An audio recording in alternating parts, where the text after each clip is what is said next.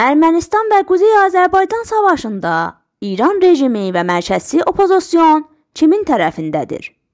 Kısa bir aradan sonra işgal altında olan Qarabağda savaş tekrardan başlamışdır və belə görünür ki, bu məsələnin Minsk kimi uluslararası toplumlar əli ilə çözülməsi Ermənistanın geri çəkilməkdənsə yeni bölgələr işgal etmək peşində olmasına nədən olmuş və bunun da örneği Ermənistanın həm son çatışmalarda, həm stratejik bölgə olan Tovuzu ələ keçirmək üçün saldırılarda görünür.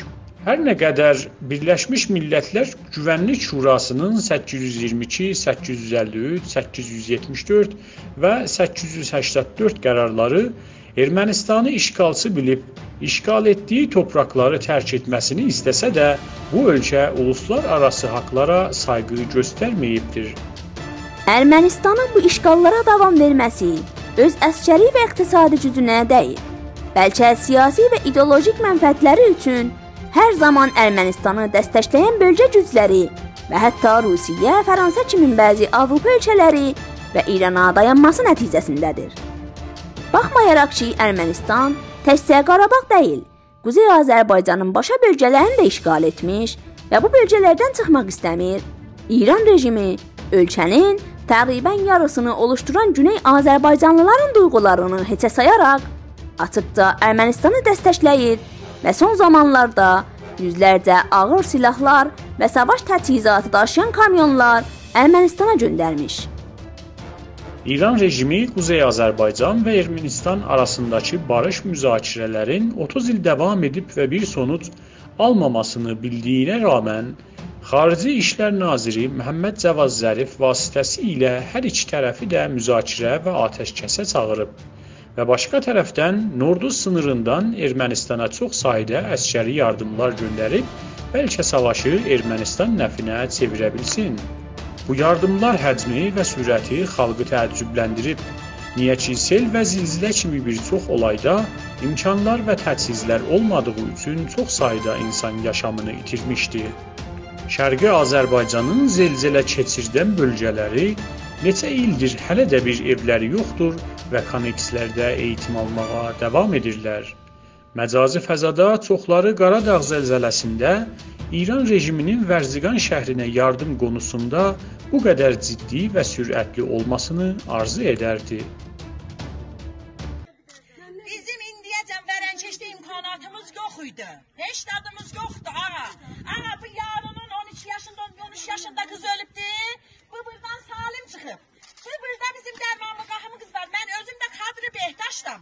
Burada kəbinsiz arvad yetim bir dənə üzüyü satıb dərmanqar düzəldib. Mənim burada düftürüm olsaydı bu uşaq niyə ölürdü? Buradan həmlə nəql edib, aparıb Türkəmənə. Türkəməndə bir dənə oksijen olmuyor. Oksijen olmayıb onun burnuna soxala uşaq nəcat tapar.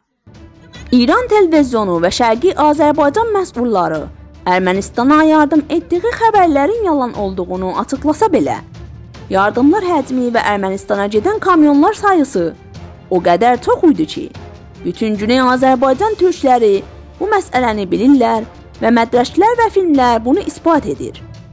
İran televizyonu Güney Azərbaycan qiyamlarından qorxduğu üçün hazırladığı bir bərnamədə Kamoz Rus kamyonlarından filmlər yayınlayıb və iddia edibdir ki, İran təkcə Ermənistanın qeyri-nizami və maşın yedəkləri sifarişini Ermənistana aparırdı ki, yanlış anlaşılmalara görə bu işi durdurubdur.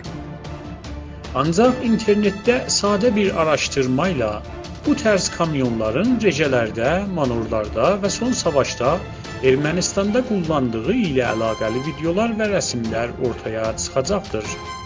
Bu tərz kamyon əskər və təchizat daşımaqdan əlavə, savaş topları kimi ağır silahlar daşımaq üçün də kullanılır. Bölgədə terroristi müdaxilələr edən İran bu dəfə də Qafqaz məsələlərinə qarışmaq istəyir. Çünki Ermənistan hər zaman İrana təhrimləri aşmaq üçün stratejik bir ortaq olaraq nəqşi olmuş və çoxlu soyqırımlar və cinayətlər edərək bölgədə təhdid ünsürü olduğu hamıya açıqdır. İran rejiminin bölgədəki terrorist qruplar və ölkələrinə dəstək vermə alışqanlığı Avropa ölkələri və İran rejimi mərkəzi opozisiyonları tərəfindən hər zaman və haqq cəhətində eleştirilmiş.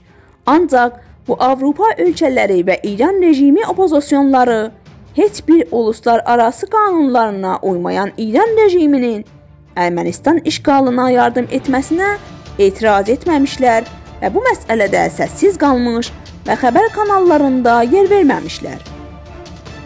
Özünü müsəlmanlar qurtarıcısı bilən İran, Kuzey Azərbaycanın topraklarının %20'sini işgal etdiyi, 1 milyon insanı evsiz qoyduğu, Xocalıda soyqırım etdiyi və məscidləri axıra çevirdiyi Ermənistanı hər zaman dəstəkləmiş və bu ölkə ilə ən yuxarı ilişkini qurmuşdur. Elə ki, bugünkü durumda İran olmazsa, bu ölkə enerjisini və hətta sınır yolu ilə ticarətini təmin edə bilməyəcəkdir. İran rejimi və onun mərkəzçi müxalifləri milli mənfəətləri qorumaq bəhanəsi ilə Ermənistanı dəstəkləyir və İranın yarısına yaxın cəmiyyətin mənfəətlərini və düşüncələrini heçə sayır. Bunlar necə olur da milyonlarca Güney Azərbaycan türk xalqının istəkləri və düşüncələri ilə zidd olan işlərini milli mənfəət olaraq sayırlar. İran rejimi və müxaliflərinin gerçəkdə qorxusu Kuzey Azərbaycanın güclənməsindəndir. Çünki Qarabağın azad olmasının Güney Azərbaycan bağımsızlığına yol açacağını düşünürlər. Ancaq bunların öz rasistlik işləri və sistematik təbizləri İran coğrafiyada yaşayan fərqli millətlərin bağımsızlıq istəyinin çoxalmasına səbəb olmuşdur. Başqa tərəfdən də Ermənistan, İranın böyük bir qismətini də şamil olan Böyük Ermənistan qurma xəyalı ilə Azərbaycan topraklarının %20'sini işgal etmiş və güc sahibi olsa, İran topraklarına da təcavüz edəcəkdir. Ermənistanın işğalçı olması bu ölkənin dünya ilə siyasi və ticari ilişkilərini gelişdirməməsinə və dünya neft megaprojələrindən uzaq qalmasına nədən olmuşdur. Çünki Ermənistan bütün qonşu ölkələri ilə davada olan tək ölkədir və geçmişi soyqırım və savaşlarla doludur.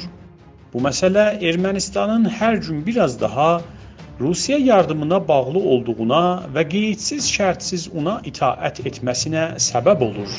Bu gedişlər Ermənistanda fəlakət və yoxsulluğa yol açacaq və bu ölkə Qarabağ məsələsini tez ya da gec çözmək zorundadır. Ermənistan işgal etməyə davam verdiyi zamana qədər qonşu ölkələri ilə heç bir ilişki qura bilməyəcəkdir və Güney Azərbaycan bağımsız olduğunda bu ölkəyə sınırlarını bağlayacaqdır. Əslində, Ermənistan hər baxımdan özünü Rusiyaya bağımlı edib və Rusiya da hər dəyişiklikdə və ya Rusiyanın Ermənistandan üz çevirdiyi zaman bu ölkə zor bir durumda qalacaqdır. Buna görə də məntiqli olaraq Ermənistan çöküşə yaxın olan İran rejiminin yardımlarına bel bağlamamalıdır və işğallarına son verib qonşu ölkələri ilə dostluq əsasında bir ilişki qurmalıdır.